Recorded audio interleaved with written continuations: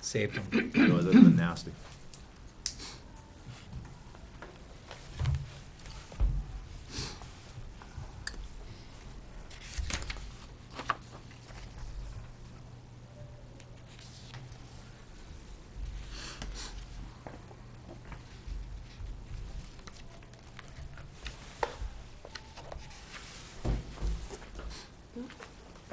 All right, I would like to call the meeting to order. This is the Litchfield Budget Committee. We are meeting on December 2nd. This is a Tuesday, and if we could start with the Pledge of Allegiance. I pledge allegiance to the flag of the United States of America and to the republic for which it stands, one nation, under God, indivisible, with liberty and justice for all. All right. We have everybody present tonight. Is there any public input? We don't have anybody in the audience, so unless someone comes running down the hall and bursts through the door, we'll move on to review and any additions to the agenda. I'm not aware of any changes or additions. Next, we have a set of minutes, so if we can look at November 20th's minutes. Did everybody have a chance to take a look at them, and are there any changes? I know, Carrie, you sent in some changes that you had. I don't know if you want to just mention it so that people know, just generally. Just general clarifications as to a couple of things discussed. Specifically, I don't remember, that's why I sent them off. But did you get them? Yeah, you just. Did you send them to me? Yeah, I CC'd you also, yeah. Oh, okay, Just- I probably didn't check. Yeah, to just see this if I got afternoon, them. it was page. I'll notate Yeah. it. Okay. Sure. Yeah, there was page 7 and 8, just clarification of the explanation that Bill gave in response to a comment that Kerry had, and then another clarification on page 9 of the Child Advocacy Center line items. I think the date on page 1 was incorrect. I think it referenced November 13th. It did. It did. I did notice that. And I changed that too. I think it just didn't save the way I wanted it to. I discover if you don't save an open item and try to send it, it sends the old version. Anything else? All right, if there are no further changes, is there a motion to accept them as amended? So moved. A second? Second. It's been made and seconded. All those in favor signify by saying aye. Aye. Any opposed? Any abstentions? Aye. Okay, we have, so that, 701, excuse me. I mean, 8-0. 801, sorry. Nobody's missing tonight. Moving on then to correspondence, we had quite a bit of correspondence over the last week and a half or so. We received, it was a request by Bill for the audit trails for 2000, well, we got them for 2014 for handicap tuitions, special transportation, and vocational transportation. Then we also got 2015 audit trails for handicap tuition, special transportation, and voc transportation. We received our object and function summaries. Salaries and benefits, we received them broken out by GMS, LMS, and CHS. There were some additional special education transportation questions that we had responses to. And that's what I have from the school district. We received an explanation of the SOU rifle that purchase, or non-purchase. We received a correspondence about the Parks and Recreation question that we are, and well, actually, we need to decide when we get there if we can vote tonight or not. And then we also had an explanation of police salaries from the town. So that's what I have for correspondence. Is anybody aware of anything else? Or off the top of your head, anything I forgot? I tried to keep it. It was a lot of information going around this week. I tried to keep track of. All right, old business, which is town, which is 4520.1 Parks and Recreation voting. We did get information about the breakdown of Parks and Recreation, and it sounds as though they're still not going to be voting on that, or deciding on a, let me just read this. So 650 field maintenance line covers several aspects of the cost related to maintaining rec fields. In 2013, the contracted monthly maintenance was $42,000, and this year was $39,969. Approximately $1,000 was also spent this year so far on issues related to repairs to sprinklers and well and related pipes. Since this is based on failures and problems, the cost is variable. My assumption the past few years has been that an additional my assumption the past few years has been an additional $1,000. Additional supplies have been charged to that line. Supplemental grass seeding for the infield was around $200 this year. The savings from 2013 to 2014 is that the leagues have taken over most of the cost of the infield maintenance. The last item again, if the circumstances allow, with the use of the county prison community service program. We had 3 days of field-related work this year.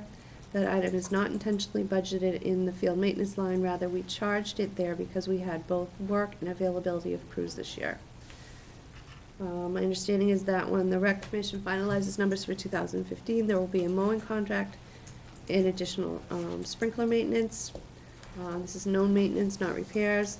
This won't be finalized until the next rec commission meeting in early December. Their process was to accept bids, then review, meet again to gather any questions and follow up answering those so that they can be in a position to award a contract in December. From the budget committee's planning perspective, based on what I'm seeing now, our recommended budget should be adequate for these expected costs. Most likely with the added specifics of the actual contracts, we'll be under budget by a few $1,000s in that line. So that was in response to questions by Chris Pescucci. So what do we want to do on the Parks and Rec budget?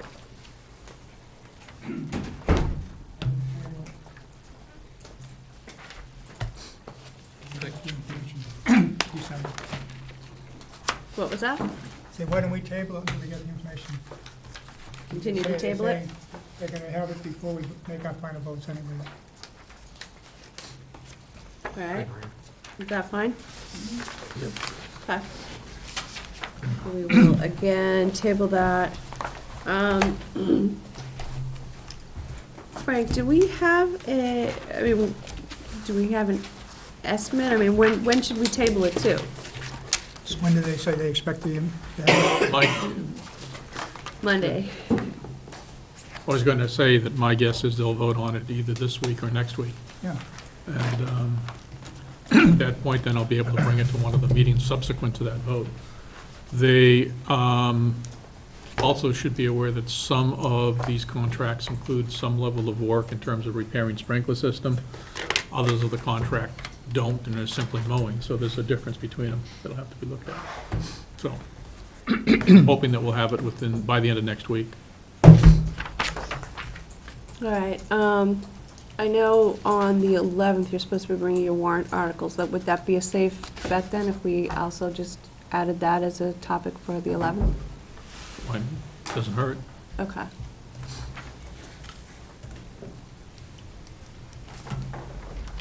All right then.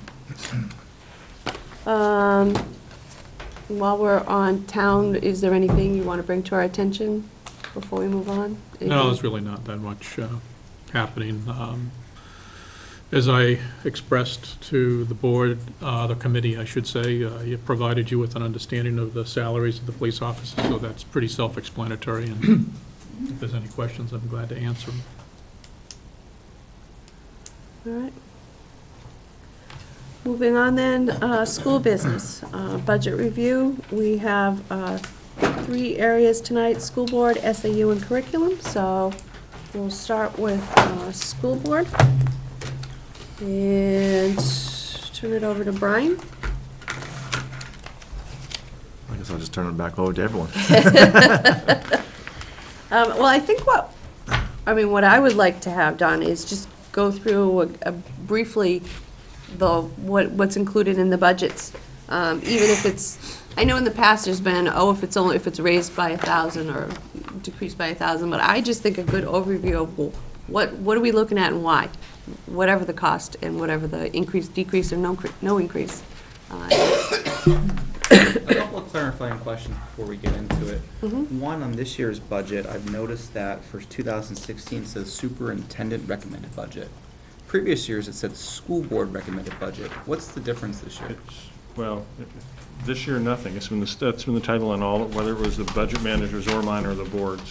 So it's basically been the same title that's been used. So it goes through those three phases. You have a budget managers, and then it does the superintendent, then the superintendent recommends the board. So while the budget has changed over time from the original budget managers to my budget to the boards, the header has stayed the same. It's just a function of the header didn't get changed this time around. That's fine. So I just want to make sure, so the school board went through the budget and made, I'm assuming, recommended cuts to this budget? Correct. Do you have a list of what those cuts were Yeah, if you look, there's a budget, in the back? no, it was, it's called Budget Snapshot. They're identified in each one of these. And, They're identified in the pages there. Oh, they are? yeah, Okay. within the places that they made the changes, but if you just want to get a snapshot, Yeah, I remember like a page or two listing last year, right? Am I just making that up? Yeah. on mine, it's a blue tab, it says Budget Snapshot, and it's just, goes through all the different functions, and because I didn't, an object, and then if you notice at the very bottom, it has, presentation of the school board, final review by the school board, and there was a line that showed, school board modifications, school board bottom line. I'm sorry, what page is that? It's not numbered, but it's, the second full page in. I see, right here.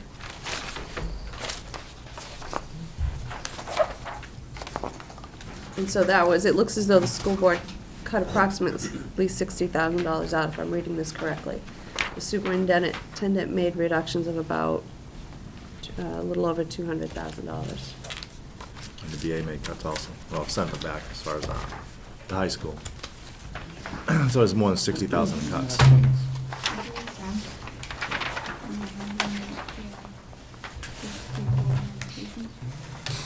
I see. But it is within the lines that it says. Yeah, and within the lines, it'll say, $50,000, 10,000 It's a school board reduction. Yeah. I got it. So that's within. Okay. Thank you. But it's still a little confusing, because when I looked at Campbell High School, I think you folks made a $70,000 reduction, Correct. and then that was spread throughout Campbell High School, but it wasn't spread on the school board reductions, it was spread on the administration reductions. Only school board reductions you have is about $24,000. Yeah. The rest of it was on And then we asked for an additional, administration. then we asked for an additional $70,000 we cut from Campbell High School. No, that's not how the numbers came out. There was another 57,000 cut by these guys. Yeah. Was that from the 70? We'll get to it when we get to Campbell High School. It And was just, confusing. just for clarification again, before we get started, right, are we also reviewing school board salary and benefit No. lines, or are we tabling that to the salary and benefit discussions? Tabling that to the salary and benefit Okay, discussion. all right. Thank you.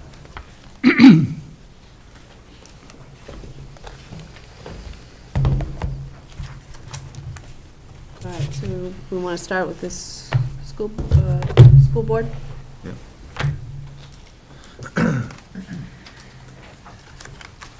So the first increase you see, the School Board Association dues, which was removed last year and put back in this year. Why did the board keep in the NHSBA enrollment projections?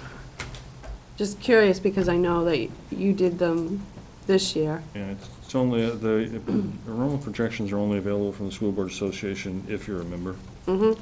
And so we did not pay our membership last year, and so we didn't get weren't able to order the enrollment projections as a separate piece. Mm-hmm. NESDEC is the same way. But why'd you budget it for next year? I'm sorry? Why is it budgeted for next year? That's Because the question. we're joining the association again, Pardon? because we're going back into the association. I understand, but why did you additionally budget the enrollment projections for next year? So the assumption is then the superintendent is not going to do them? Correct. So we should be reducing your number. You know what your number is? Which number? Dues and fees. You requested $5,150. Yep, The dues are $4,300. yep. You have $750 for enrollment projections in that 5150. Correct. You just said you don't need it. We didn't need it this year. You don't need it next year. Right? Isn't it included in the 4,300? Is that the question? The 4,300 allows you to then buy their services to do the enrollment projections, but where it was done in-house this year, that's why I was just curious why it was budgeted. I think belonging to the association is the right thing to do, but that's why I was questioning. So the assumption is you're not gonna do the enrollment projections next year. You're gonna, So the 5,100 is the wrong number that they're requesting to be budgeted. well, it's the right number if they are not planning to have the superintendent do the projections. If they're planning to contract. It's not included in the 4,300. It is 43 not. No. It's an additional 750. And we tried to contract for it this year for the 750 or even a greater fund, a greater amount, but they were not interested. Only takes about 10 minutes to do it, right?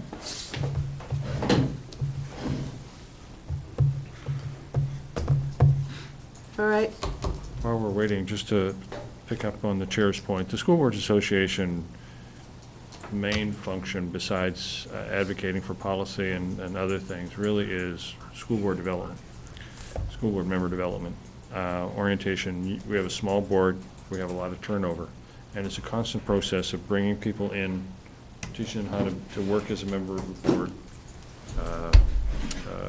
and the services that are available are annual services for individual orientation of new board members, workshops for the board, and plus subscription to their database, the major areas. But given the importance of the board and the running of the school and decisions that are made, it is a significant benefit. Could I make a point before we go any further? And go up to the first line, which is the conferences, 272. You're looking for $200. Small amount. You spent about 50 the last couple of years. So not a big deal. But when I look at the total money that you're requesting, it's enormous compared to what we spent. We've averaged in the order of $25,000 each year, up through last year. And your budget request is $75,000. 5,571. So this may be a small piece, but somewhere or other, there's big money in there, and we'll find it eventually. But to be honest with you, I don't know how you can sustain that kind of thing, given the level that you're requesting for in total. Well, I think as we go through the budgets bill, that you'll We'll see it. Right. We'll see it, but I'm just making a point now that I see a very small increase, Yeah. and I wouldn't do it. I'd flat line that, just because of what you got here. There's a $35,000 line item, or actually it's $37,000. It's an increase of $35,000 this year alone, which is your main primary difference. For which? It is under district-wide special services, 1201. It's not in this. It's not in this What we're looking review. at tonight. It's not in this review, but It's hard for us to jump around. We're No, trying to we're stay- looking- I'm not trying, I'm just trying to make a Yeah, right. point right now. I mean, part of what you're gonna do is what, no different than you did with the town. You're gonna look at all the budgets, right? Then you're gonna make cuts. I mean, if we're gonna start going line for line now, well, but hold on, No, right? I- I mean, no, we're I- also looking no. at the aggregate, right? We have that I responsibility. understand, but you're also jumping ahead. And like Yeah. Bill said, we'll see it when we get to it. I Yeah. mean, Yeah, I don't you're want to going to argue. budgets we haven't even gotten to yet. But I'm not trying to argue with what's out there, I'm just saying that Yeah. when I looked at the total size of this budget and what you think the people will pass, this thing doesn't got a chance in hell of passing the way it is. And we've got to really look hard at some of these items and why they're there, you know, if this committee can support them. And this thing stands out like a sore thumb. And we'll get to that when we What find out does? what you want to do. The conference expenses. all right, so let's get back to, we need to review the individual areas, and then, yeah, we need to look at the aggregate. But as we go through, if you have a question, like you said, the $200 is not really, See, I would really, I hope we don't get in a position where we start at the very end saying, this particular account, total I recommend, rather than the 75,000, I recommend 40,000. And you guys spread it across however you want. I mean, we could wind up at that point if we're not careful. So we just really got to understand where we're heading in this, with this thing. Well, we can do that, I know we can. as long as we then, because it's our budget, so we have to have places we're gonna take it from. No, we don't. All we have to do is have it from the account, because we're only responsible for the MS-27 and the account numbers that are in there. That's our budget. Okay? We don't have to spread it. Because what we approve on that warrant article is the MS-27 bottom line number. I'm right, Okay. and I don't want to do that, if I can help it. But you would have to. I hope I mean, not. if you decide you want to cut $40,000, I hope at the end. I hope we can find them in here as we go through the budget plan. Okay. All right. Moving on then.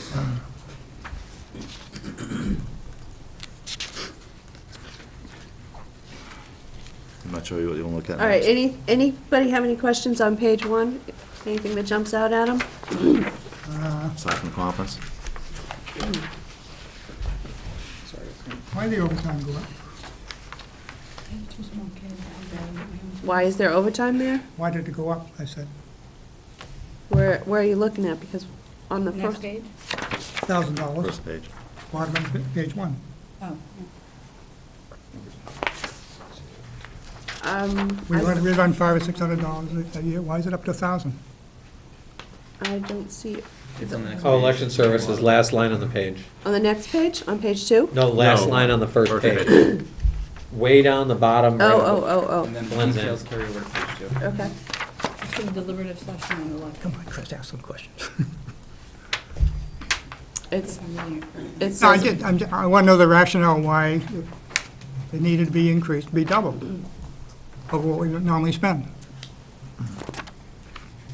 Yeah, but, you know why?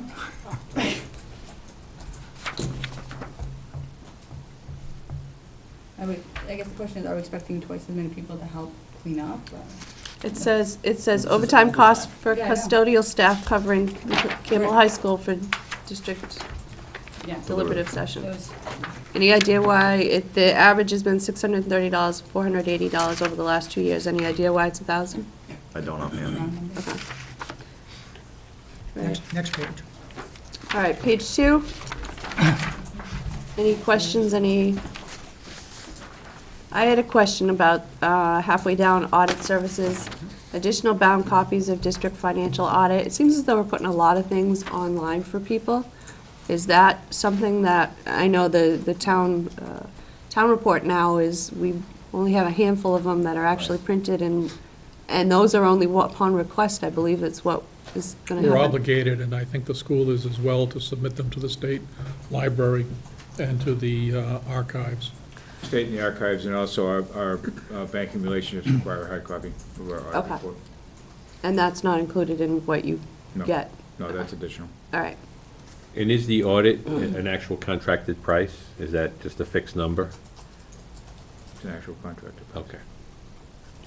Any other questions on page 2? Yeah, the top of the page. 890. What's the $1,400 coming from? Where's that come from? The costs associated with deliberative session, any idea? And what have we been spending to do that in the years past?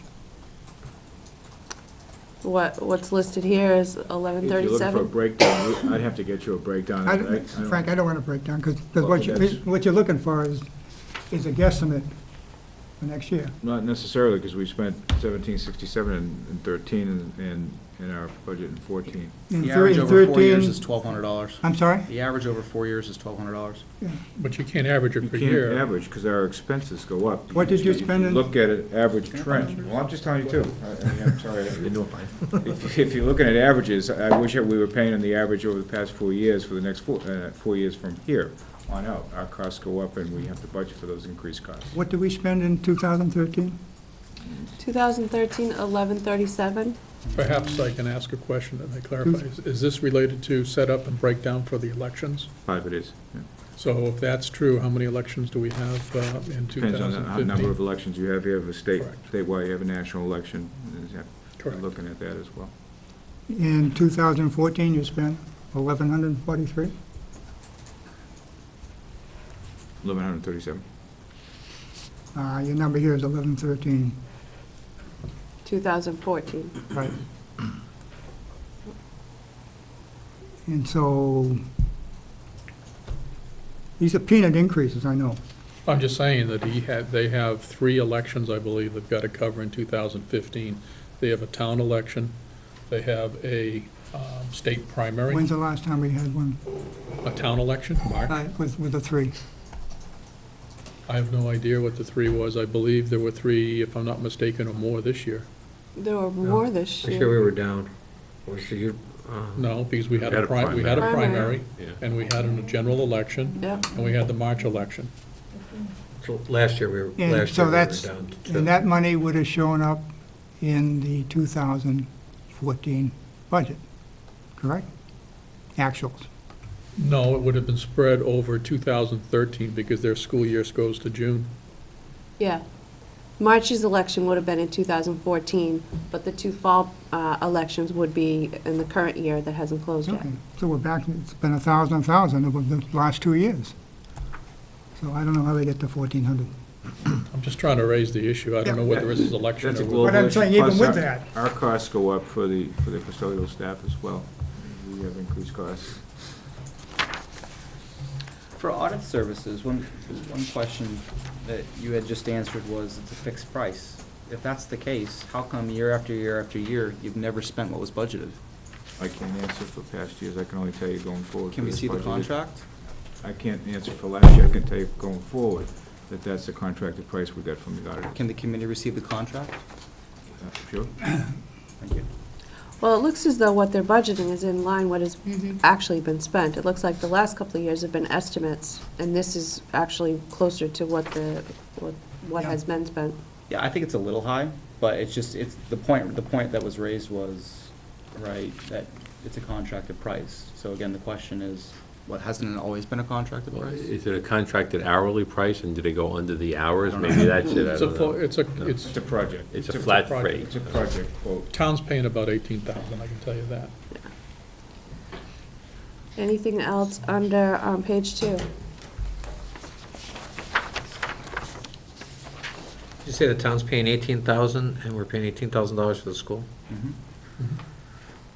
It's true. Something wrong with the town's number. It's more complex, Than the schools? yeah. There's more places where money's received.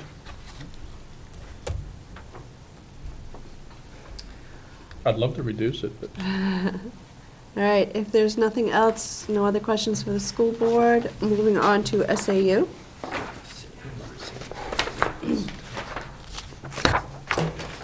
Looking at page 1, are there any questions? What's a season pass?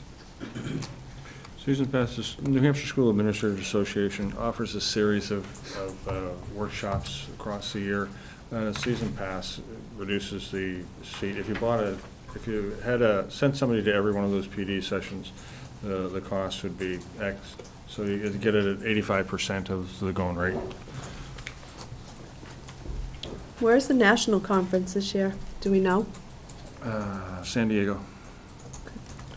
Because usually, unless it's close by, we don't go to national conferences.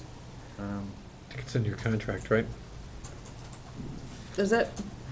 It's in my contract, but we've also, Dr. Cutler went for 5 straight years, and I've gone for 2. For the last 7 years, we've gone, and it was highly recommended by Dr. Cutler, and I spoke to it last year as well. Okay.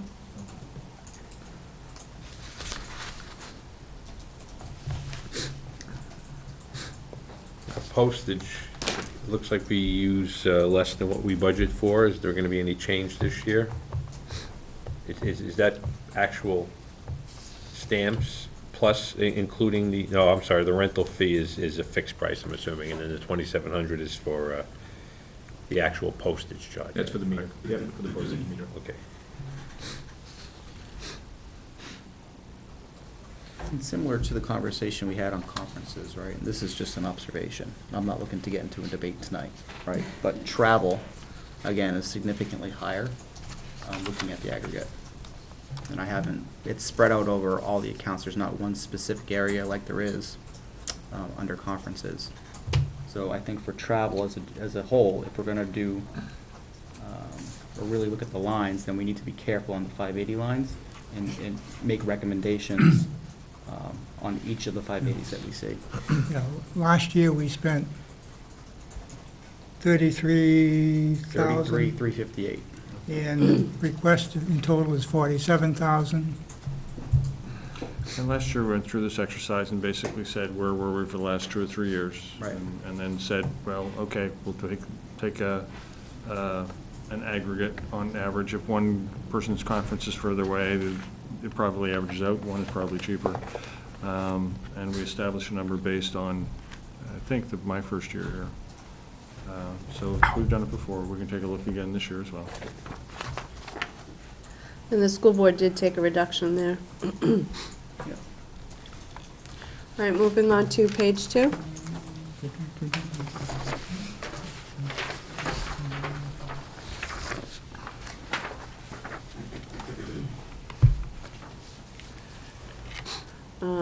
The school board took a reduction on dues and fees. It looks like Hudson Litchfield Rotary, or is that just a coincidence? They made a $600 reduction. I'm sorry. There's on dues and fees, 810, there's a school board reduction of $600, which looks as though it's the Hudson Litchfield Rotary. Is that just a coincidence, or? I think it reflects the 13 and 14 averages. Sorry. Are you asking if it's a coincidence to the amount of the Rotary membership? Yeah, It was may the, be. is the board saying, don't go to Rotary, or is it just a coincidence? They just said, let's just deduct it based on history, and there was It's no. related to the Rotary. Okay. And what is South Central? South Central Superintendent's Association and the Curriculum and Instruction and Assessment Committee. So it basically is once a month meeting held at Ceres, where the superintendents from Manchester, Nashua, and the larger area, about 16 folks get together. We're all members of the New Hampshire School Administrators Association.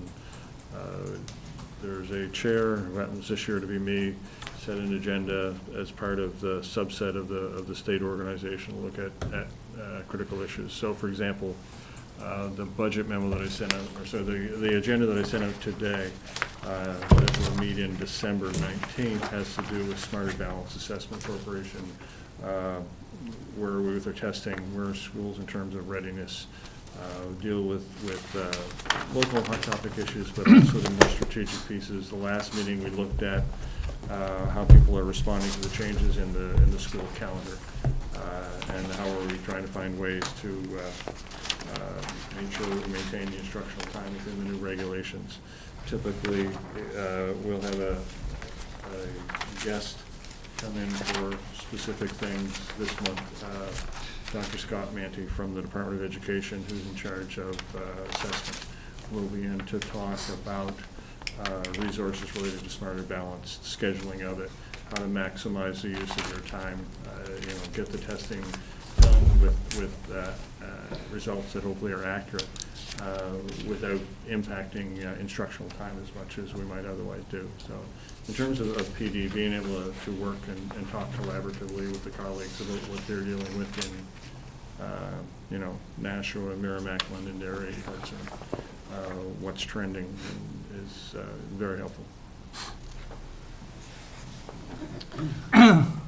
Line 890. Thank you. Oh. No, What go was- ahead. What was the justification for the school board increase for miscellaneous? The school board. For recognition. Was there a purpose? Why did the school board increase that amount? Just because? Which line are we talking No, about? 890. For rec- 890? for Miscellaneous. recognition of the schools. We've gone through a very as you know, a difficult time in terms of teacher contract. We have a teacher contract, but we also had a situation where we're concerned about retention issues. So one of the reasons for that was related to an increase in the ability to recognize excellence in teaching and try and demonstrate to our best teachers that we're supportive of education. If you look at the research on teacher retention, what it basically shows is that it takes very little money to show people that you appreciate their work. And typically, one of the things that we talked about was establishing basically small cash awards to, let's say, 6 teachers that would allow them to purchase equipment for their specific classroom that they had control of. So this is actually resource money that a selected group of teachers would be honored with, and then be given a small cash amount that would be spent towards their classroom. So for whether it's an elementary teacher who would want to purchase more books, whether it's a high school teacher who would want to purchase a document camera. But, you know, there's very precious little discretionary money around the instructional side. And this is a way of reinforcing and supporting excellence in teaching and letting folks know that we recognize the extra work and the good work that they do. Didn't answer my question, though. Because your original request was what you have in the budget this year, which was $1,825. Okay. School board increased it by $2,175, and the question would, my question would be, was that a number that you asked for? No. Or was it a number that they asked for? And if it was a number you came, what was the basis for coming up with it? How did you determine that was a good number? That was the number the school board came up with, and just felt that Dr. Cochran could use more money. So you Or- figured that that was enough money to give them? It could have been more, could have been less? We felt it was right It was number. a number. Looks like they just leveled it at $4,000 even. Yeah, it was a number. That's all. Okay. Any other questions on page 2?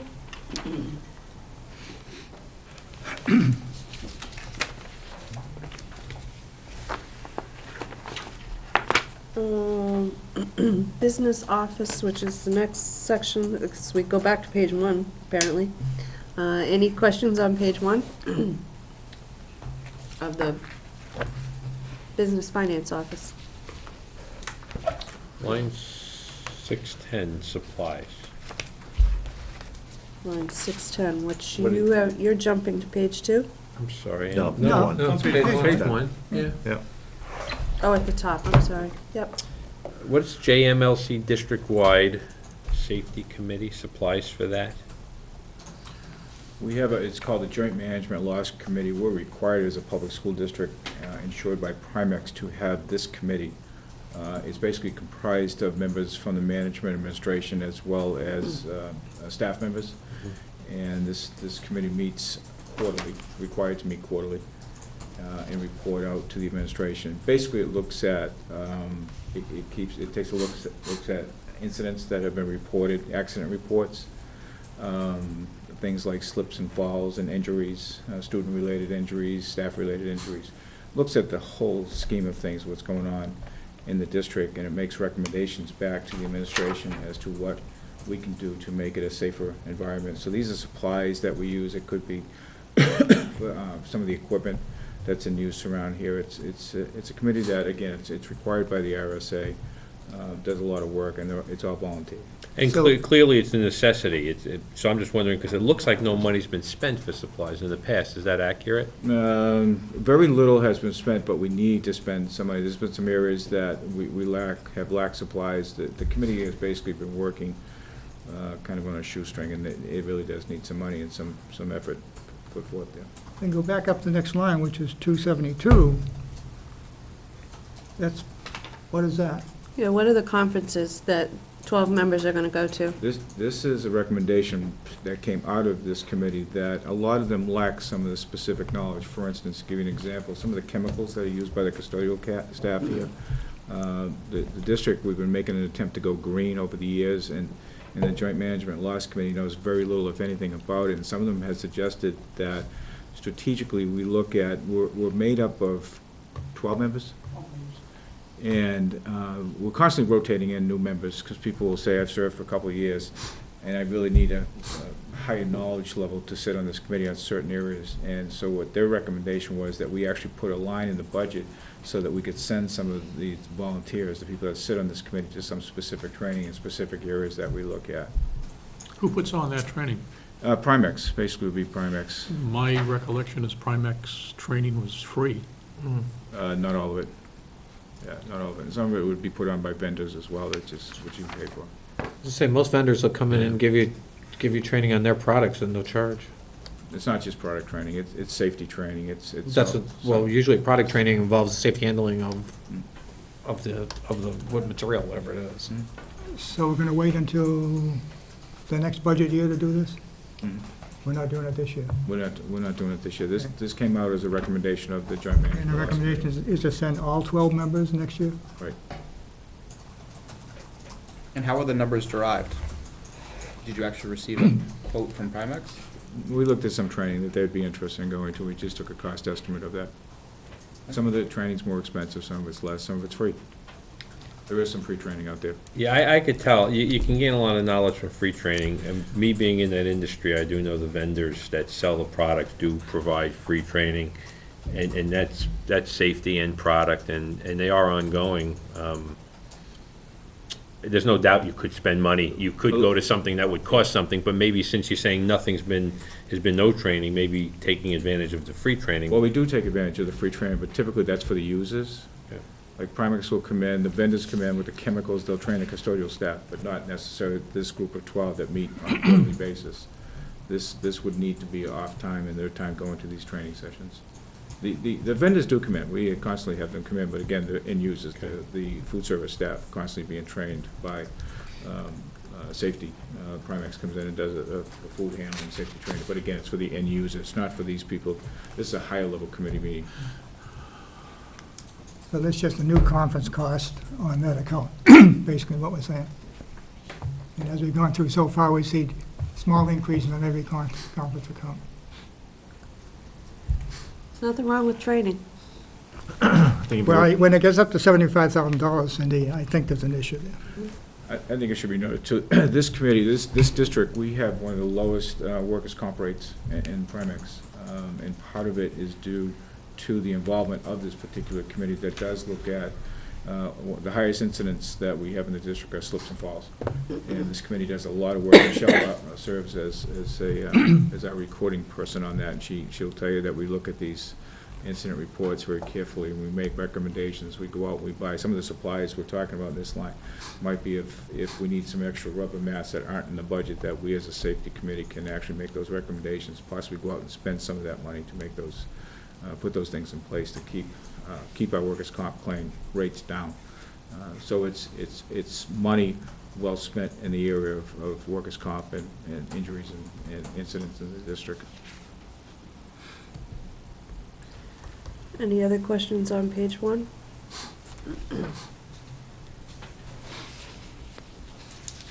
Bill, did you have any questions below? That should be, page 1. Yep. Just let me bang it one more time.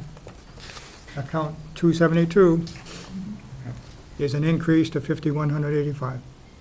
So another account, conference workshop, increase. End of my point.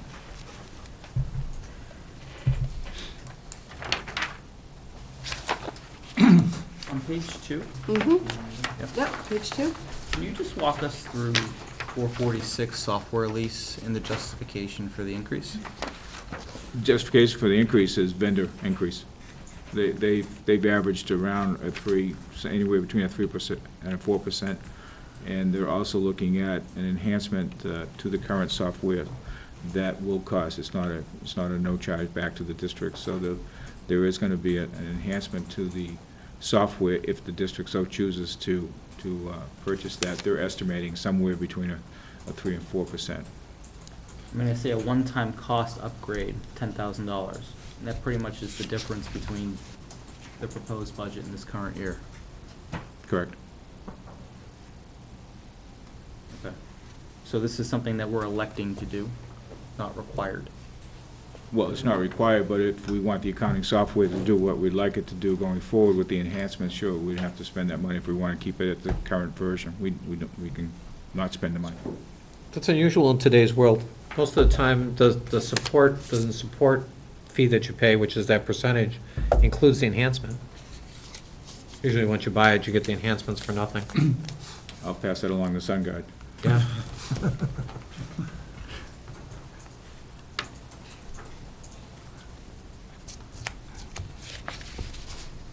$580 travel, Andrew. I have no more comments on 272 or Someone just 580. flag it. It's an increase. Because like, for example, I mean, the user conference, SunGuard user conference, even though you're paying them for all of this, you have to pay to go to that conference? You do?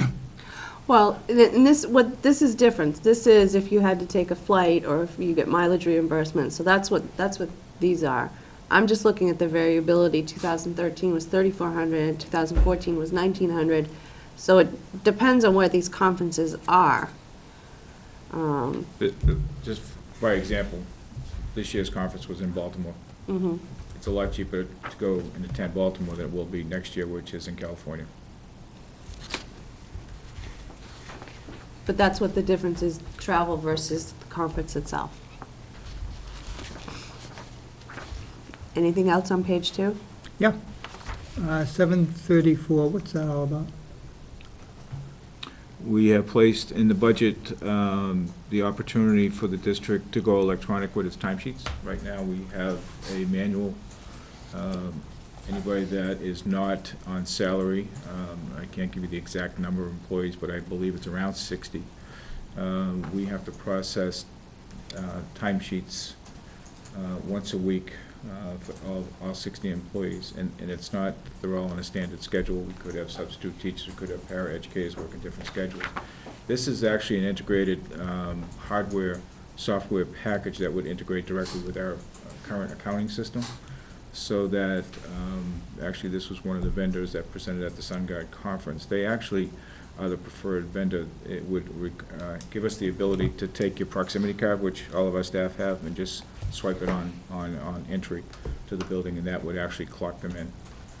So it would enhance, it would bring us to the 21st century, if you will, on time clock management, time employee. Do you see any savings in that? Not sure yet. We've looked at it. It's still, the human side of it is still in place, but to the extent of paper processing, there's going to obviously be some savings there. Yeah. And the key part is that it integrates directly up to our accounting systems. There's no data input, which we're doing right now. By example, again, tonight, our payroll coordinator was here about till an hour ago, and all day, that's all she was doing with timesheets and doing the data input, doing the corrections, doing whatever she needed to do. This would all be integrated directly. It's real-time processing. And so wouldn't you have savings in that, from that point of view? Or is she not getting paid? Well, you can't answer that yet because you don't know on the other side what is it going to create. There's other responsibilities. It's not just the software's going to drive itself. We'd still have to. Yeah, I guess what I'm wondering is, because I understand what you're saying, and Right. and it's a manual process, and it obviously takes time. Right. And if a person is getting paid overtime on it, if that was the case, Right. then you have There's still management you'll on see a it. savings. Yeah, Yeah. If it's not, if it's part of a regular job, then that's a different story. right, You don't get any savings. yeah. Can I ask a couple questions about that? Just As long follow as up it's to not that. too detailed. Well, yeah, actually, it's about your timesheets. Are they generally like 8 hours? I mean, I clocked in at 8 o'clock, I leave at 4. No. Do I clock in and out for lunch and breaks and, I'm trying to understand a number of transactions. Are you 60 actually- timesheets to me, Typically on a timesheet, yep, eight timesheet. How many transactions for a week, for a normal week? I don't know. I haven't drilled down to that. I don't do timesheets, so I can't Well, tell just you. to give you an example, for our company, for the elevator service guys, when we do it by paper, our company would do about 1,700 transactions on Monday for payroll. That were individual transactions on those timesheets. Hmm.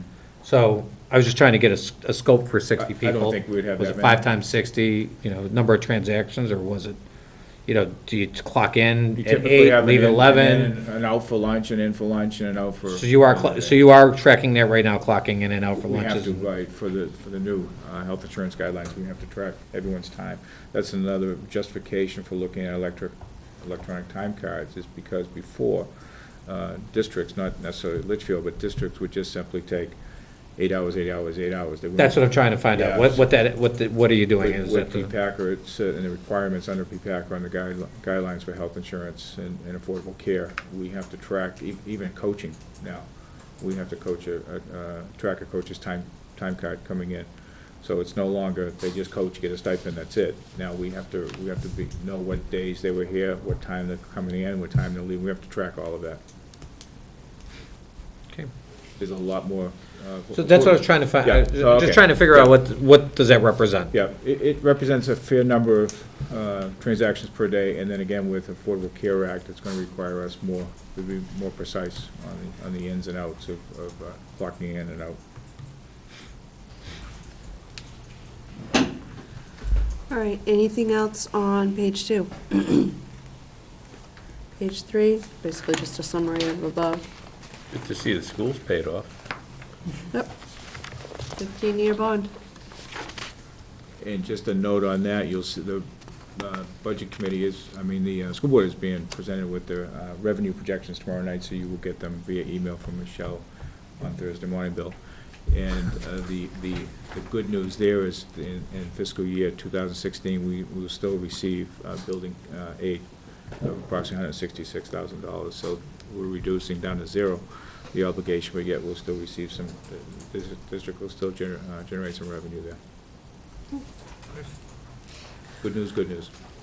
So I just want to be clear, even with the school now being paid off, right, which is what, the savings of, call it $500,000 this year alone, right?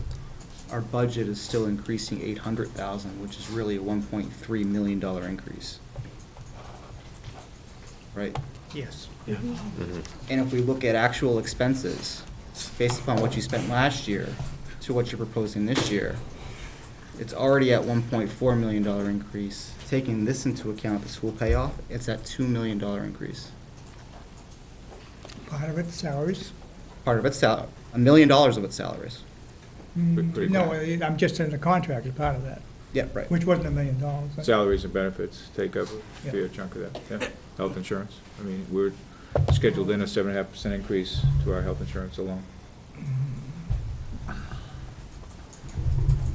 So, my only point for bringing that up is, to emphasize to the committee that I'm taking a hard look at this budget. It's a significant increase year over year. At the same point in time, over the last 4 years, the tax rate from the local schools has actually gone, I believe, down. So at some point in time, an increase has to come. Last year, we were very fortunate with some unanticipated income. But if you look at the overall trajectory and the overall cost over time. I think to the taxpayer, that with all due respect, our taxes have gone up year over year over year. I'm sorry? To the taxpayer, right, our taxes have gone up year over year over year. School or town, they don't know the difference, right? So to the person paying the bill, it's a hit to their pocket, right? And I'm trying to be cognizant of that. Okay, but what's your point? We're talking about the school budget. The fact that it's a significant increase year over year. Understood. Yep. But one of the things that we did do over the last couple of years is really try to make the best use of that we had of the money that was available. And I think we've been able to actually squeeze more out. There are some cost increases this year. But, and certainly we expect you to do your job in terms of making sure we're spending the money wisely. But, you can't go on infinitely at a rate of increase that's significantly lower than everything else around.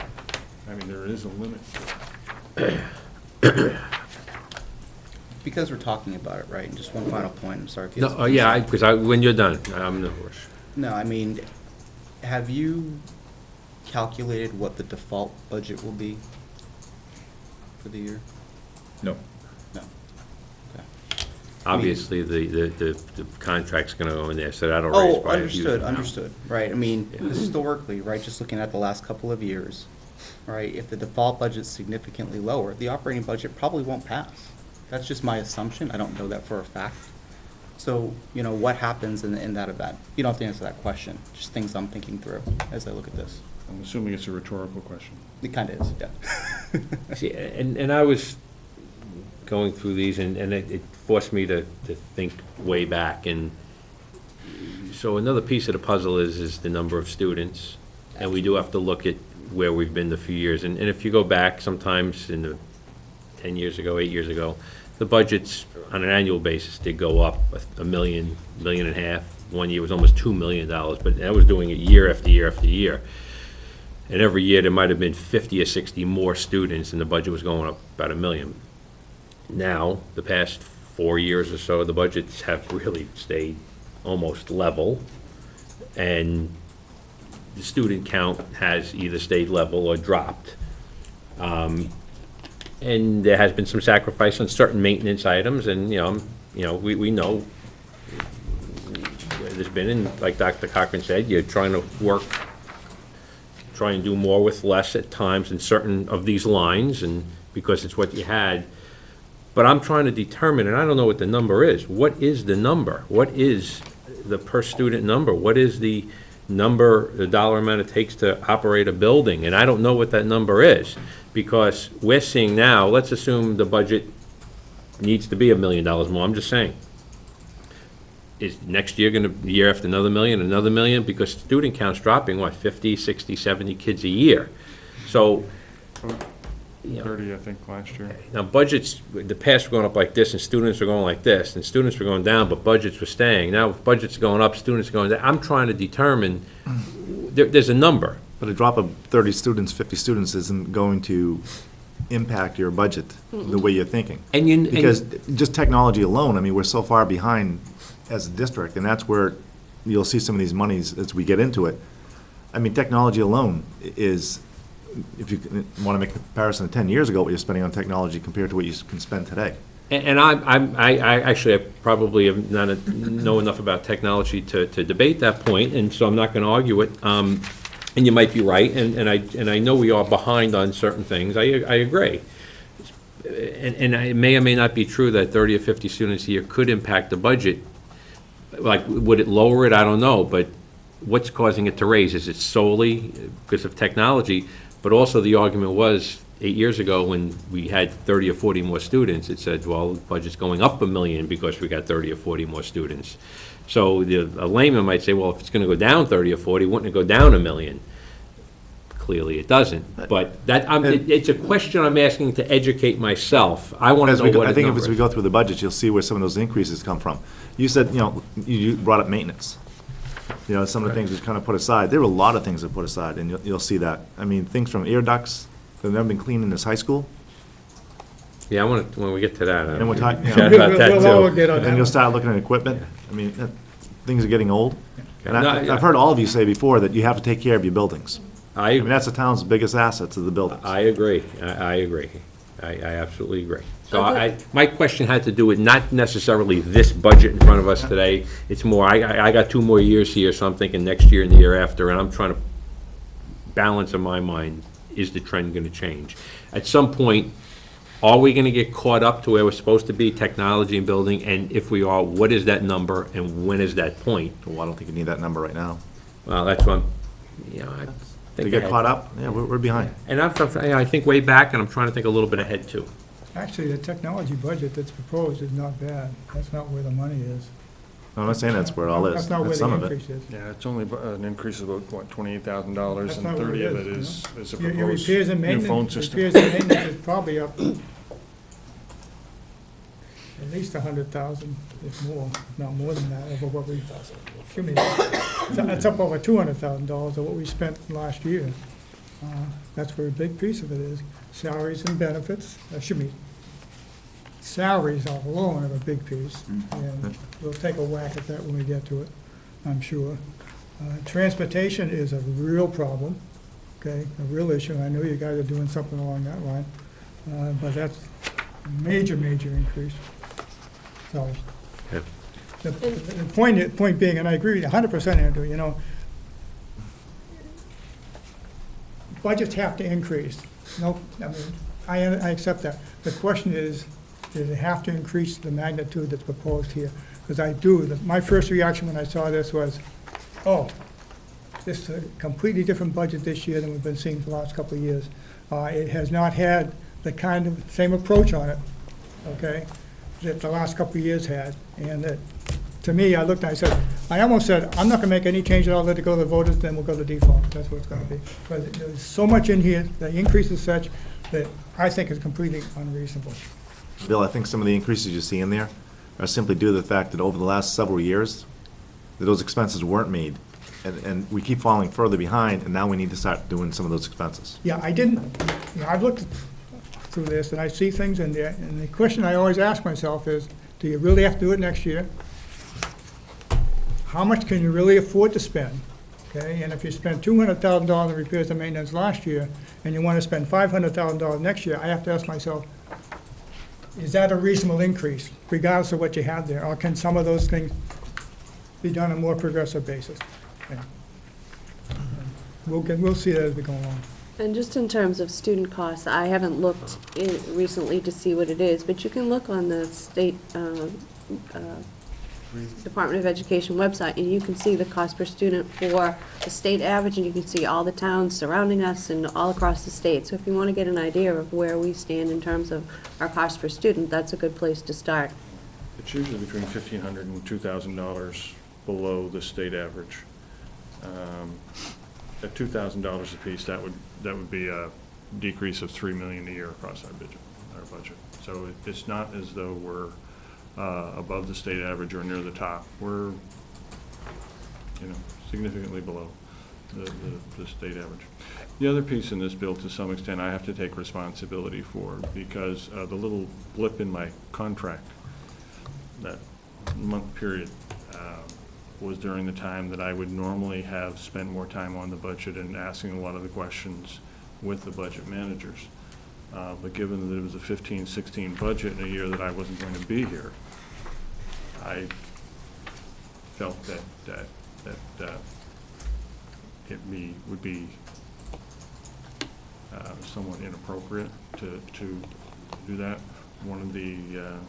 So to some extent, there are some things that I normally would have pushed harder on,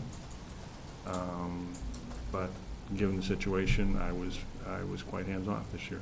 Yeah, I understand this. And so some of the difference that you're seeing is that. You're right. It was not given the same set of eyes, and it had to do with my contractual status, and I didn't want to be making strategic decisions that somebody else would have to make decisions about. I mean, I don't mind making the tough decisions, and I don't mind justifying them. But given the situation, I just felt that I was creating somebody else's very, very tight budget. Yeah, fully understand. And I just, one last thing, and I just want to make sure I phrase it properly. Reference to the what it costs, looking at the chart to see what our averages are compared. I guess my question, I want to know, and I might not be able to be answered, and that's fine, but I'll continue to ask myself that, what it really costs to educate a child in Litchfield, not what our cost is compared to other towns.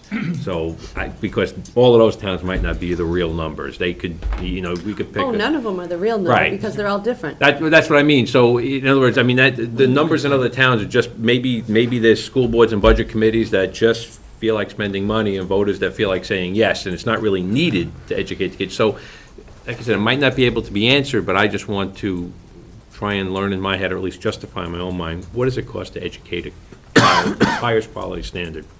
Because in my mind, more money doesn't equate to a better education. I would agree with you on that. Yeah. That more money does not necessarily equate to, a better education.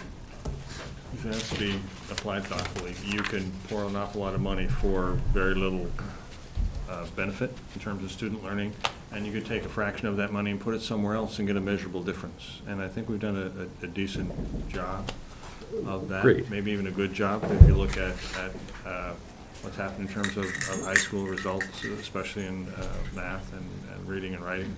Science still is above the state average. So I don't disagree with you that, but I do agree with the chair. I mean, you're not going to get a right number. You always have some comparisons Right. to see how we're doing. If you look at even with the 3-year contract, our teacher costs in terms of salary scale are below the state average and below the regional comparison groups. Our percentage of identified students, grades 1 to 12, we'll see a little bit later, is actually below the state average. You know, if we look at our cost per pupil, it's below the state average. We have a good community, we have a ton of good kids Right. and good parents, and it's a nice community, and you know, we do very well comparatively academically, but we have a strong base to build from. But to some extent, as the expectations, and we talked about this a little bit last time, as the expectations ratchet up higher and higher, there is a cost to that. And what you've seen, to some extent, is the increased costs of trying to ensure literally that every child is getting moved up to grade level, as opposed to, well, somebody falls behind and they get further behind. That was okay in the 50s when you were graduating 50% of the kids. Right. And it might have been okay in the 70s when you were graduating 70% of the kids. But to have a student leave high school without a high school diploma and the things that go with it at this point in time, for the vast majority of them, is not only you know, a poor indicator for where they're going, but economically it doesn't make any sense. So we're trying to do more than ever in terms of every child, you know, at grade level.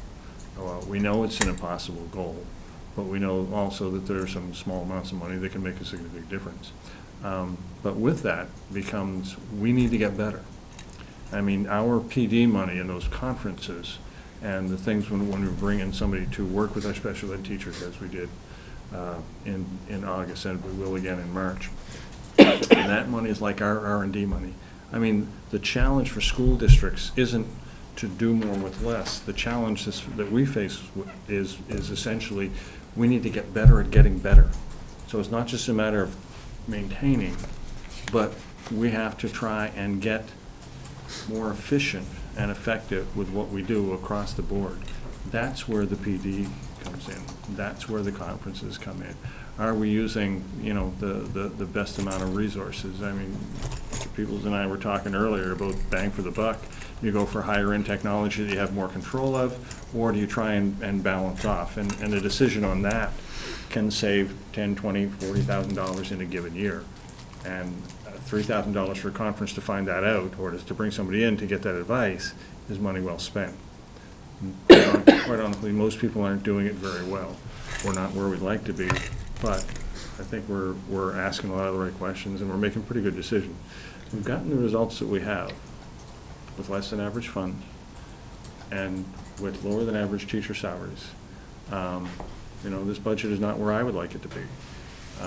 Some of these costs are avoidable. In other cases, there are some places that we can take some savings. But I just want you to know that, you know, we want to work with the budget committee, but at the same point in time, there's some things that I think we really need to address. We talked about the textbook situation.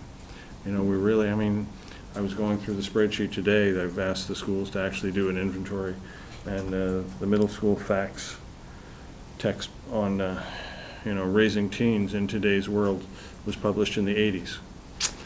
Out of date. Now, in other cases, we're in good shape. We spent a lot of money on math texts in the last little while, but we got way away from that 6-year cycle. You know, and the data really shows that other than a year or two blip here and there, we've been really up and down in that. And so we've been guilty of not being consistent and not, you know, planning the way we should, and we're trying to get back to that. We're also trying to write the first ever unit-based curriculum in the history of the district. We have a 2-page summary to hand a high school teacher when they're going to teach a new course. That's not effective, you know. So trying to get that vertical and horizontal alignment so we can take and get the maximum benefit from the quality of teachers that we have is a systems effort, and does take some resources, but that's the work that we're trying to do. But you gotta do it within a certain finite Understood. bag of money. And Understood. that's the problem. And I'm always gonna argue for a little more in order to do that, and you're always gonna argue for a little No, less. I don't and think so. I understand that. think you argue for a reasonable number, which I didn't see when this came in. That number is and we've higher. already discussed number- that. You know that number is We've higher already- than I would like it to be. We've already discussed it. All right, so. So what page are we on? Page 3, we just finished up on. We're moving to Human Resources, which starts to page 1 again. Okay. Yeah, I'll bang it out, okay? Conferences and workshops, increased. Travel, increased over what we spent. Professional services, increased over what we spent. And they're probably all good, but they all keep adding up to the problem we got. When did the current HR director start? The current HR director, when did they start? What year? Sure, July. This year?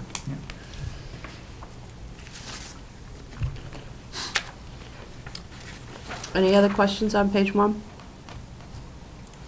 Page 2? Line 890, miscellaneous, increase. Everything in the budget increases. You wonder why we have a problem. Anything else? Well, just employee wellness incentive, I mean, it has to do with something about health, but just so I understand, what is that, an incentive for wellness? Where is that money being, how is it being spent, on what? We do several promotions throughout the year. I mean, if you're looking at trying to manage and reduce healthcare costs, you know, there are things like we do a walk across the country every year. We do, you know, things to get people engaged in activities, physical activities.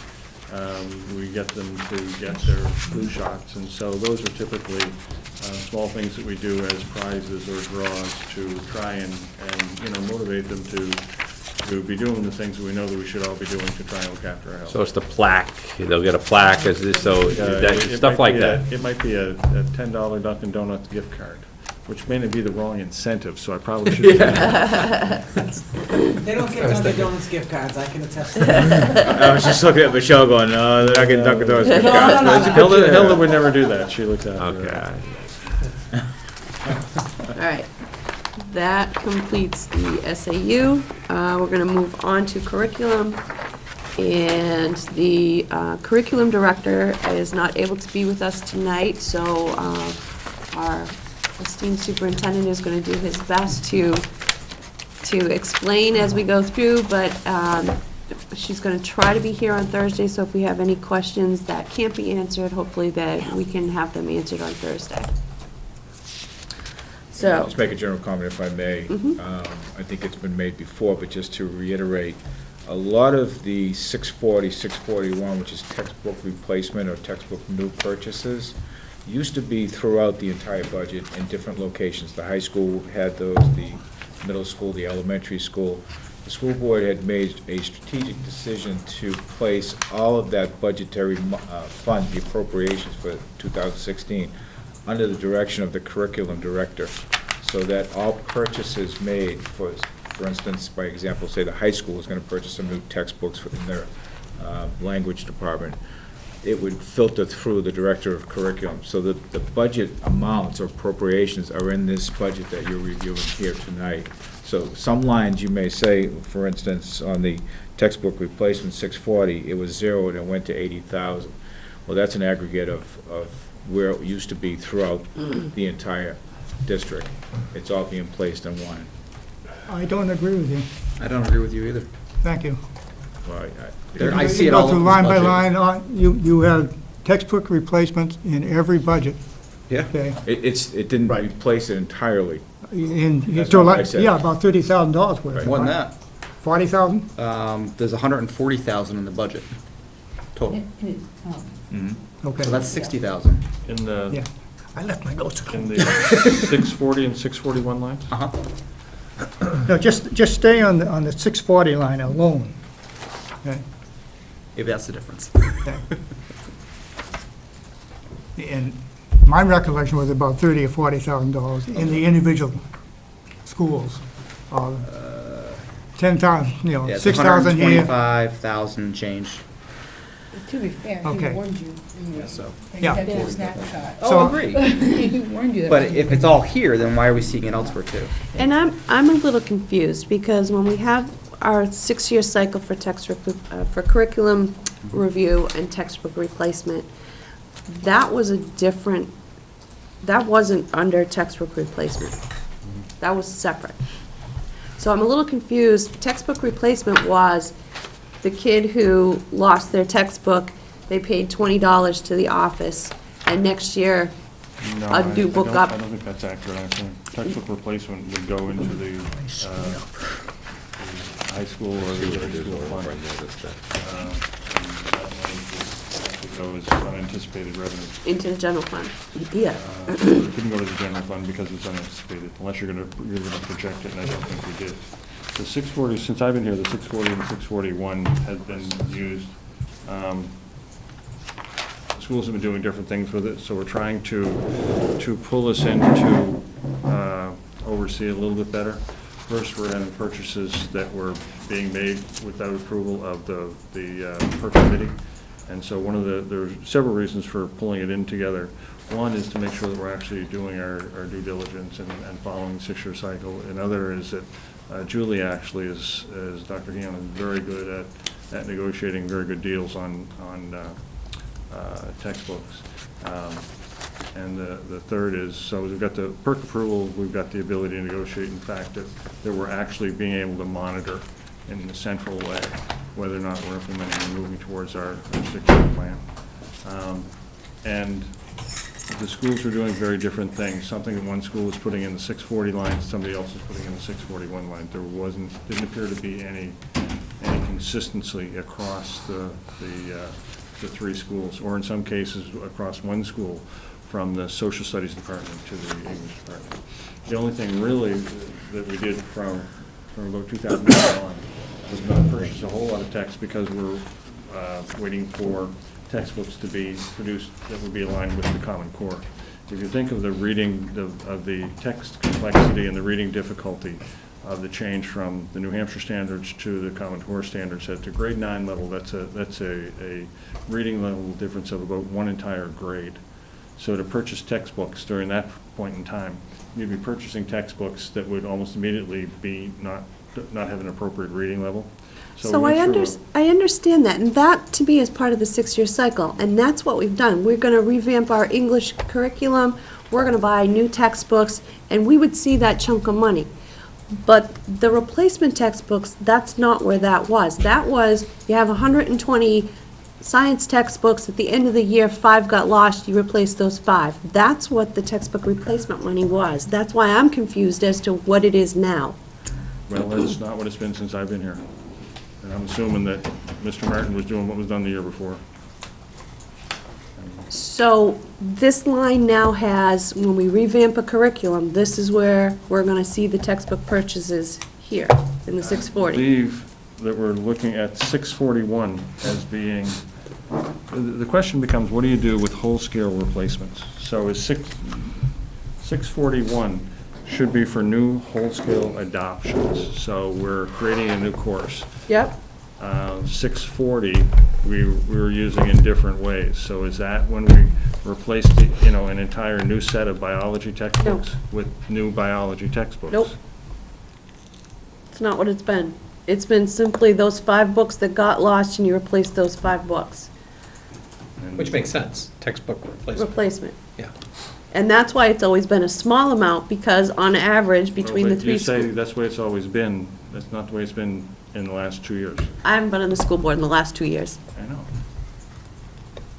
That's why I'm asking to clarify But it. in any event, right, Yeah. it is what it is. They have $80,000 budgeted for textbook replacement in this line. right, and another 4,000 for new.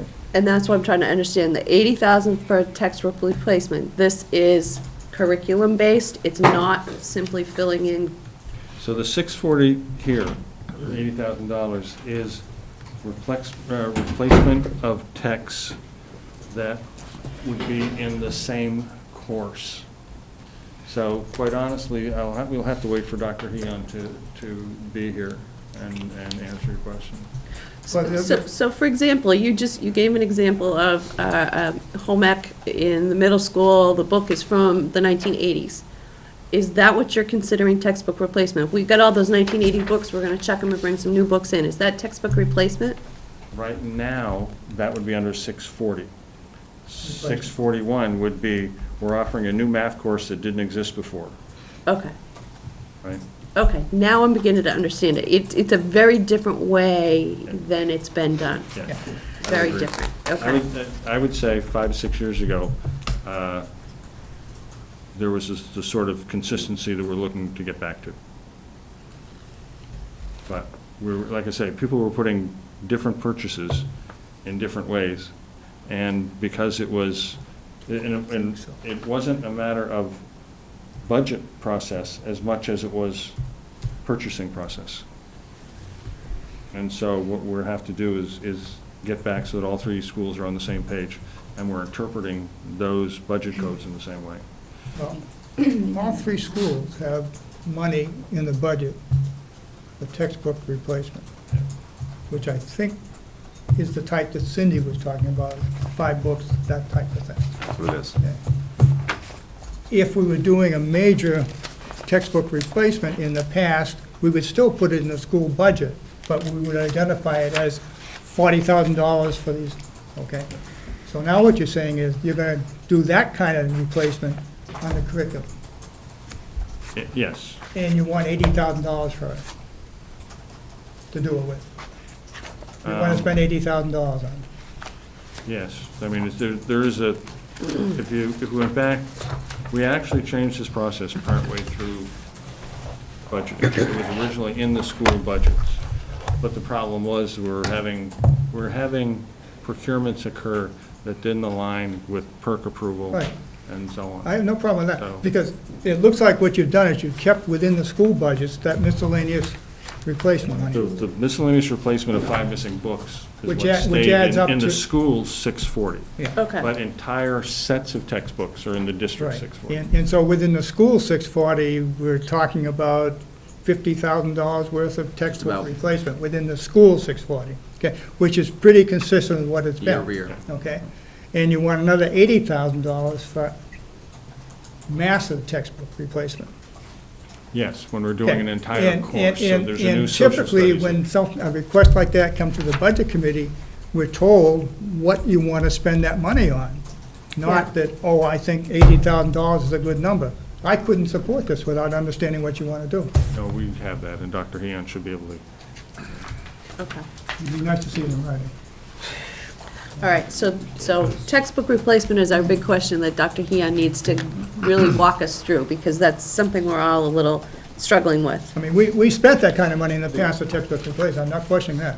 It's just that we ought to know what we're buying. Well, I think Dr. Heon No can question. present that with, because if I'm not mistaken, at the school board meeting, she said that her $80,000, when we inquired also, like, where that number come from, she'd already priced out books. Yeah. And it was, I mean, she must know Close to what books she wants replaced. Correct. Okay. Yeah. And why. Yeah. And why they can't wait another year. I mean, those are the kind of questions you have. I guess I got kind of follow-on question to that whole, the whole need for curriculum, for a curriculum director based, if we're gonna go to Common Core standards and there's a whole structure out there, why would we need to reinvent the wheel for individual district? In terms of, Common Core. I mean, they have a complete framework and map and, okay, but the Common Structure Core out is just a there. set of standards. It says, here's the sorts of things a student should be able to do at the end of grades 3, 4, 5, 6, 7, 8. It doesn't say how you get there. I mean, that's.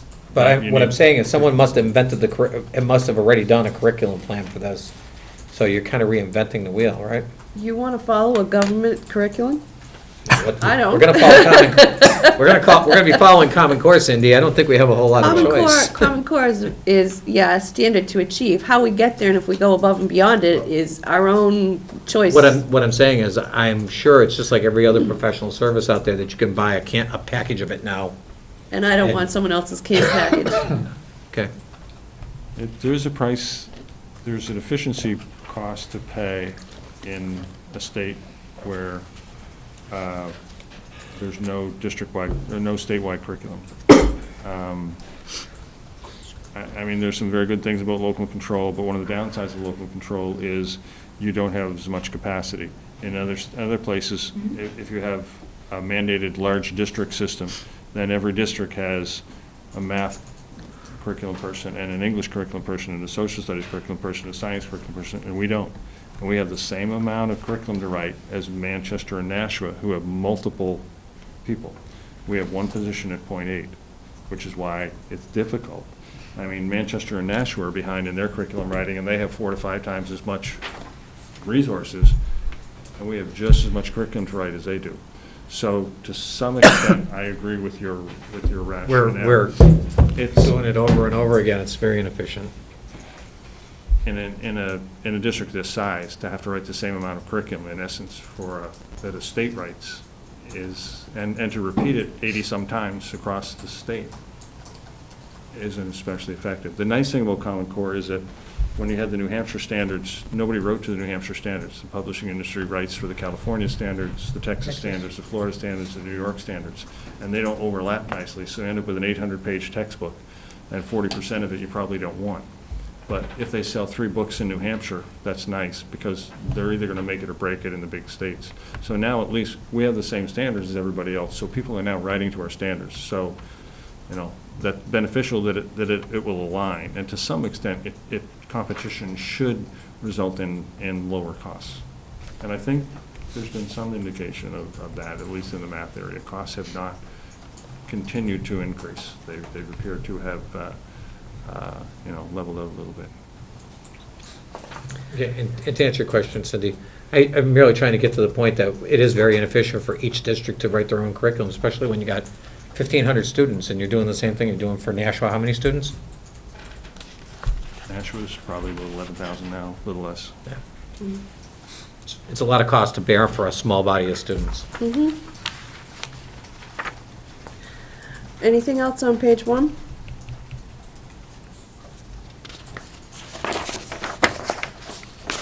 So do you want to tell us a little bit about the software? I mean, that's obviously something new.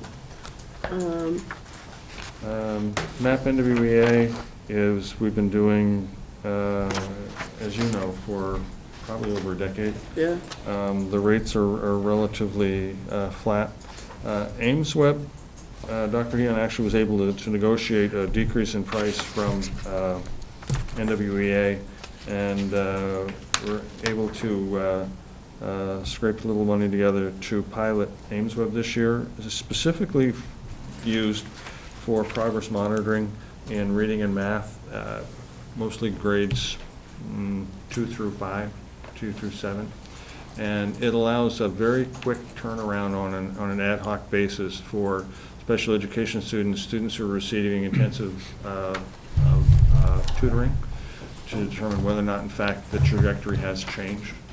So that, in terms of getting quick feedback and being able to adjust in weeks or months as opposed to waiting a year to see if the student got better, it's pretty cost effective. Okay. Cindy, I had an actual last year of 16,932 for this line. For 650 software? Yeah, from where they had it before in the budget. Because what they've got here is zeros. They transferred, because Oh. there's another part of the budget, Okay, okay? all righty. So the number looks like it's in, So I just did a quick look at 650 in total. Yeah. And 650 in total for 2014, it was right around $89,000. In This total. year it's 110. Right, a lot of that is this one line item for 17,195. But is it? You just said to them, this is not possible. Yeah, if this was moved from another place, it should be, Where was this moved from? As his note says, Oh. If I read. yeah, I don't have it on my it's computer. from 2120. district-wide I guidance. had to search for it, but I found it. Okay. We're trying to make some of these changes now, and I have to apologize as we're doing it, because what we're trying to anticipate is that in the next little while, we're trying to consolidate the textbook pieces, but recognize that more and more, it's going to be software charges and fees. So we're trying to do this in a way that as those things change over time, we'll be able to track both of those things together. Okay. I apologize for the confusion in the meantime. All right, moving on to page 2.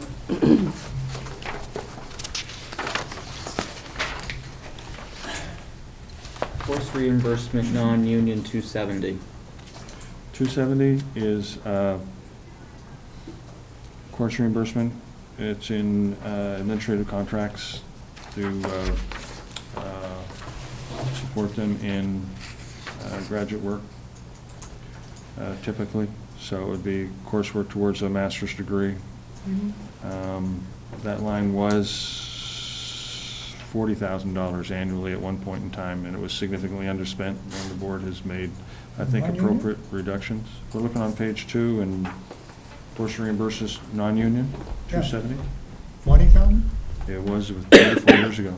We reduced it, my first year, we reduced it from 40 down to 26, and then 26 down to 13. Still Yeah, Andrew, if, could I just, my comment on all three of them, by the way, the 270, 271, and 320, is that you budget what your contract is, I believe. Well, the two. But, Yeah. you don't spend it. This year will actually, we have more requests than we have funds in this year's in the 270 line. That'll be unique. It is. Okay. But it's also a function that, that 13, if you look at 13 in this year's budget, before that was 26, and I think if you go back to the 2013 requested, it was actually 40,000. So that's a case of us really saying, why are we tying all this money up, when in reality, we're not using it? And so, you've seen it been Yeah. cut to about a third of what it was, Yeah. 3 years I ago. had the same comment on the union reimbursements, that you budget what your contract calls for, but you don't spend it. But it's not up to us to spend it. That's that- true, but it's not up to us to fund what you're not gonna spend either. Well, by contract, we have to. Oh, have it. by contract, you have to show it here, but Yeah. it's just like the extracurricular. You budget it all, then we take a blanket cut on it to recognize that it's not gonna be spent. Well, we always spend what's in the approved budget.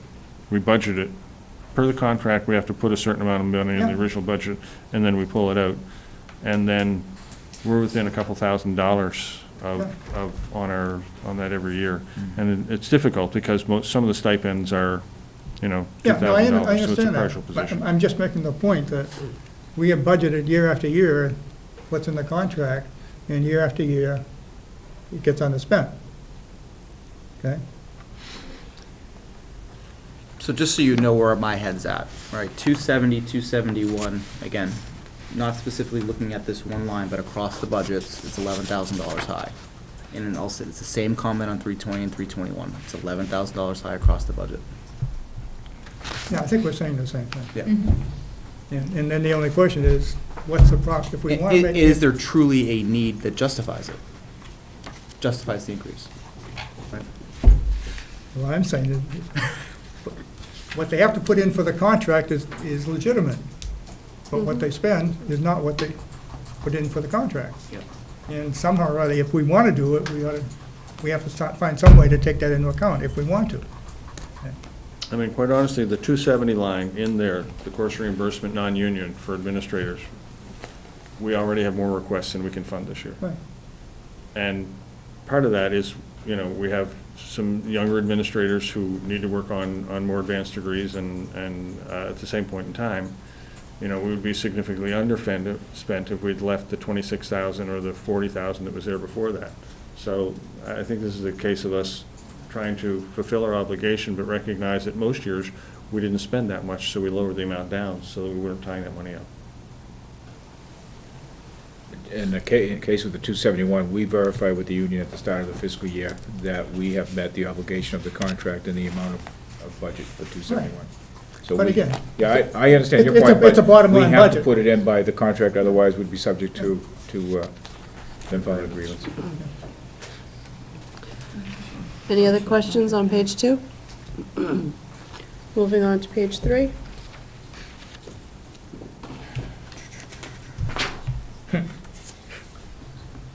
$272. $100 increase. Not gonna say it again? Cha-ching, how's that go? Cha-ching, cha-ching, cha-ching. Why do I get the feeling I'm gonna do another 272, 580 global analysis in the next week or two? Yes, please. All right, And I'm not disagreeing with the notion that it's justified. all right, and that brings us to the, Just a second. Cindy.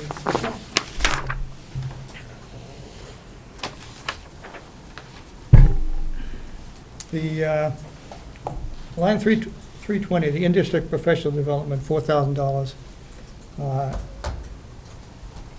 Was that a number that was developed, or is that a like to sorry, have no. number, the $4,000? Because we clearly haven't been spending that kind of money. I've lost my place. If you I'm could- on page 3, line CHS. 320, in-district professional development, where you're Professional. budgeting for $4,000, and you've been spending regularly about $3,000, that line.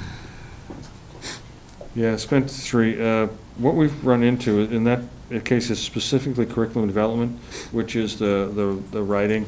When you write curriculum, you either have to release teachers from their classroom, and so you have a substitute in, and the nice thing about that is that, you know, it's $65 and you get a teacher for a day to write curriculum. The bad side is you've got a highly qualified teacher who is sitting in a room writing curriculum, and somebody else who isn't highly qualified is teaching. And we've also had concern, actually it came up in negotiations this past year, the teachers didn't want to be required to be taken out. And so you move to a model where you end up, if it's writing curriculum with a completed work product, then it's not part of teacher's job description, so we end up paying a per diem to do work over the summer. We had a lot of work done this summer. We'll probably get, in every subject area, every teacher will have half a course done this year and taught it, and then the hope is to finish it next summer. So we spent money, a significant amount of money on that this year. And so the hope is to increase the amount of money, get more teachers in this year, and be able to have the grade, I mean, basically either math or English at every grade level done completely. This year. At K through 8, and then at high school you have a lot more courses, and so that's specifically why the increase at the high school, because you have so many more courses you're trying to write curriculum for. Okay. all right. I mean, I'm gonna sound like a broken record, but again, that's $8,000 to $9,000 high. Again, looking at the totals, I'm sorry? $8,000 to $9,000 high across the budget. I missed the original reference, I'm sorry. The in-district development. Okay, when it's high, do you mean higher? I mean significantly higher. Okay, Yeah. we're trying to write a lot of curriculum. As I But how said, is that different than past years? we've never written unit-based curriculum. We have written 2-page documents, just like a syllabus that you hand out. So while some people are very pleased with that gives them a lot of flexibility to do what they want. Others have said, well, I have to transfer to taught a new grade level, a new course, and I've got to teach, grade 5 math from this, right?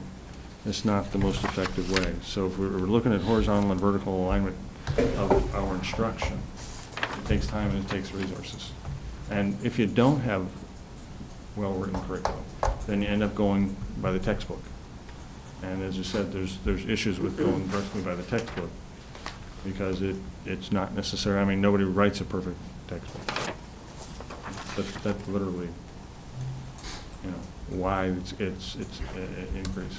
This is some of the most important work that we have to do in this next 2 to 3 years, to actually write curriculum aligned to the Common Core. It gives teachers ideas consistently about, not just what the expectations are, that's in the Common Core, but how are you going to get there instructionally? And what does a good performance look like? And if you take 3 different English classes across grades 9, 10, and 11, and teachers have different ideas about what a good writing performance looks like, because they don't have time to collaborate and do common scoring and things like that, and the students get very mixed messages. And that's really a lot of the focus of this work, is how do we get things aligned so it's not everybody doing their own thing. Everything that you said makes complete sense. It does, right? But the question is the budget, right? What can the district really afford to do, right? And again, you said, cha-ching, cha-ching. It's, unfortunately, that's the truth that we're faced with, right? There are so many priorities, all probably very important in their own right, but what does the district have the appetite to fund? That's what I'm trying to figure out. Doesn't sound like seminars. I mean, you just summed up the entire challenge. We'll look at where we are at this point in time, what it is we're trying to do, and then how do we come up with a number, and then reset those priorities and do the best that we can with whatever fund we have. I can tell you that we'll be very focused in terms of trying to make sure we use it to whatever that bottom number is. We'll try to use it to the very best benefit of the district and the students. Sure you will, no question about it. Bill? Could I come back to the textbook replacement for a second? Because we're going to hear about next Thursday. Does she have an overall plan, a 2-3-year plan? Yes. That, I think, is what we really want to see. And if it makes any sense if the 80,000 makes sense, or whether something Yep. can be moved on. So that ought to be the discussion we have there.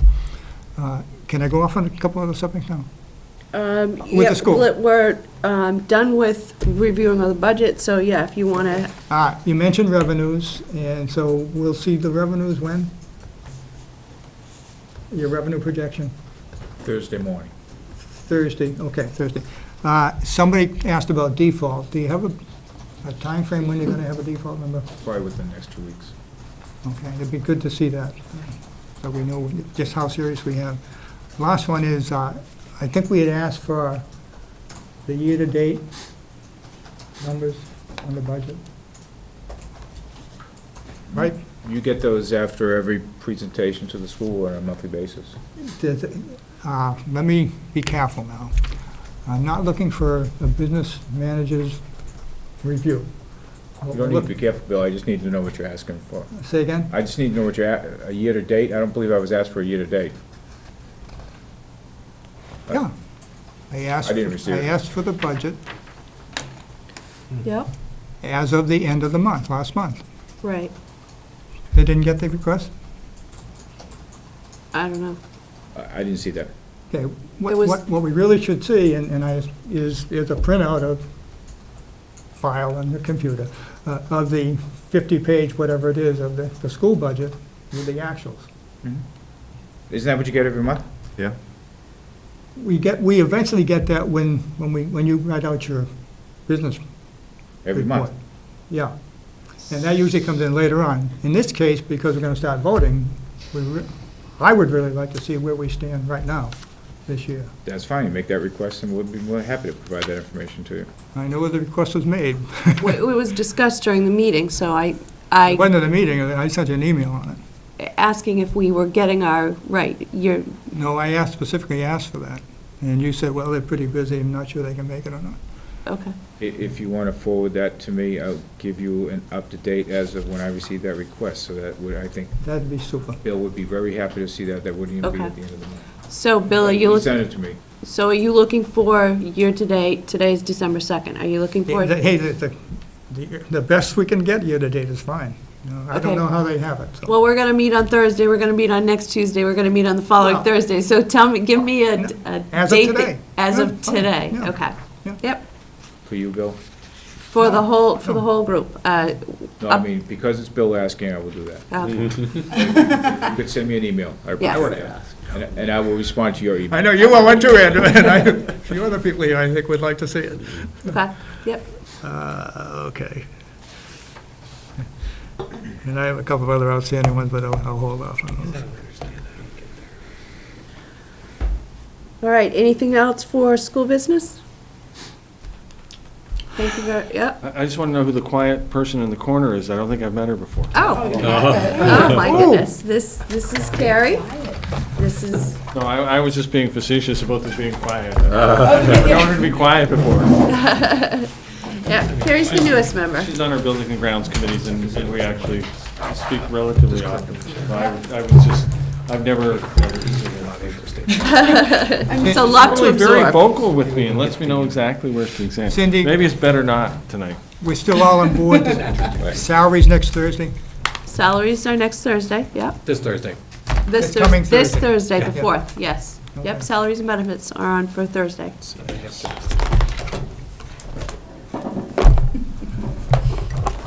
Could I recommend postponing that to Tuesday?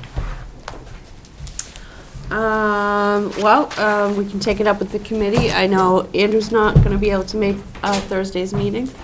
He just asked about pushing it to next Tuesday, Fine with me. What's next Tuesday? the Not the date. 9th. What else we doing on Tuesday? That would be LMS and GMS. That's probably a better date.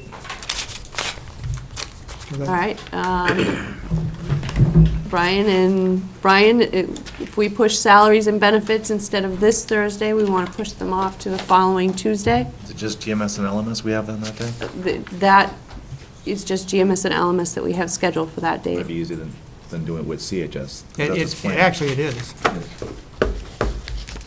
I will send an email to confirm that we're asking to push that off. Quite honestly, it's probably easier to do it with LMS and GMS because the CHS budget is significantly more. They need Okay. more work. Okay. Yep. Thank you. Good night. We'll see you. Thank you. Thank you, yes. And I will look at, I'll see what I can do to have that 272 and 580 Could you look at the whole? summer. All right, so just to recap, we are going to get revenues Thursday morning, our default in about 2 weeks, our year-to-date, we're requesting it as of today's date, and we are pushing off salaries and benefits through to December 9th, which is the same day that we're reviewing LMS and GMS budgets. All righty. Moving on to member input, new business. Anything?